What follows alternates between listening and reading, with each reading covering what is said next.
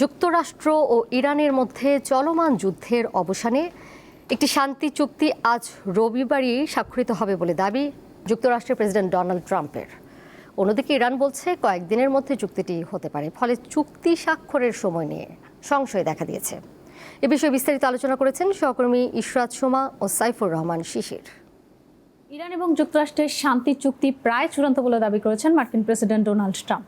এর আগেও অনেকবার তিনি এই দাবি করেছেন, কিন্তু বাস্তবতা এবং ইরানের অবস্থান দেখা গেছে ভিন্ন, যার কারণে এই শান্তি চুক্তি নিয়ে জটিল অবস্থা তৈরি হয়েছে।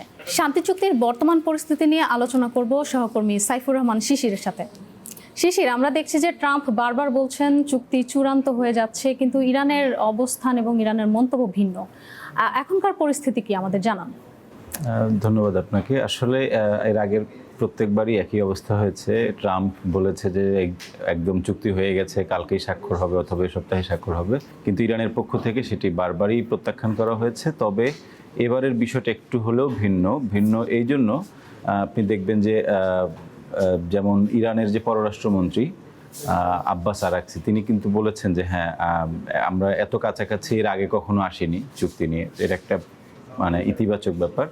আরেকটি বিষয় হচ্ছে যে আপনার সংযুক্ত আরব আমিরাত, তাদের যে বিভিন্ন ব্যাংকে ইরানের যে অর্থ ছিল সেটি তারা ছাড় দেওয়ার ব্যাপারে রাজি হয়েছে। এবং গতকাল যে গণমাধ্যমে একটি খবর এসেছে যে সংযুক্ত আরব আমিরাত এরই মধ্যে প্রায় $300 কোটি মতন তারা হস্তান্তর পরিশোধ করেছে। এটিও একটি ইতিবাচক ব্যাপার। একটি মজার তথ্য আপনাকে দেই, সেটি হচ্ছে যে যুক্তরাষ্ট্র বলেছে যে $2400 কোটি তারা ছাড় দেওয়ার জন্য, ট্রাম্প, এটা আজকের খবর, আজকে বলেছে যে তারাও ছাড় দেওয়ার জন্য রাজি হয়েছে। হিউস্টনে রকিং টেস্টি, সীমানা ছাড়াও নিজেকে হারাও। আমরা আগেও দেখেছি কিন্তু যে ট্রাম্প তার অবস্থানে অনড়, ইরান তার অবস্থানে অনড়, কোন পক্ষকে আসলে ছাড় দিতে রাজি না।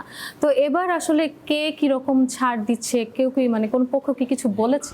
এবার কিছু ছাড় দেওয়ার, এই যে আমরা ছাড় দেওয়ার কিছু ব্যাপার তো দেখলামই, যে অর্থ যেটা ছিল তাদের জব্দ করা অর্থ, সেটি তারা ছেড়েছে, অলরেডি ছাড়া শুরু হয়েছে।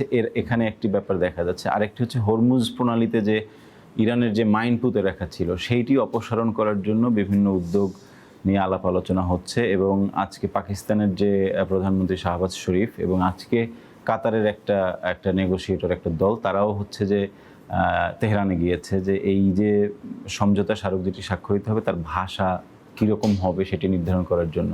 আমরা দেখেছি যে ইরান কিন্তু বারবার চুক্তির মধ্যে বলেছিল লেবানন এবং গাজায় কোনো হামলা করা যাবে না। এ বিষয়ে যুক্তরাষ্ট্র কি বলছে এবং ইরানের এই যে প্রস্তাব, এটা কি ইসরায়েল মেনে নিয়েছে কিনা? এই জায়গাটিতে আসলে আজকে যখন এইটি নিয়ে কথা হচ্ছে তখনও নেতানিয়াহু বলেছে যে আসলে ইরান এবং যুক্তরাষ্ট্রের মধ্যে যে চুক্তি তার সাথে ইসরায়েলের কোনো সম্পর্ক নাই। অর্থাৎ তারা কিন্তু ওই জায়গাটির যে একটি অনিশ্চয়তা ছিল সেই অনিশ্চয়তা কিন্তু সেরকমই রয়ে গেছে। লেবানন থেকে ইসরায়েলের সেনা প্রত্যাহার হয়তো হবে না, যেহেতু ইসরায়েল ঘোষণা দিয়েছে তারা এই চুক্তির সাথে নেই। এটি শুধুই মাত্র তেহরান এবং ওয়াশিংটনের চুক্তি। সুতরাং ওই যে অনিশ্চয়তাগুলো ছিল লেবাননে কিংবা গাজায়, সেগুলো সেরকমই হয়তো থেকে যাবে। ট্রাম্প বলছেন আজ রাতেই অর্থাৎ রবিবার দিনই চুক্তি হবে, কিন্তু ইরান বলছে ভিন্ন কথা, যে কোনো দিন চুক্তি হতে পারে। অর্থাৎ দুই পক্ষের দুই রকম তথ্য এবং চুক্তি নিয়ে ধোঁয়াশা রয়েই যাচ্ছে। দেখার বিষয় যে আসলে ভবিষ্যৎ কি রয়েছে এই চুক্তির জন্য।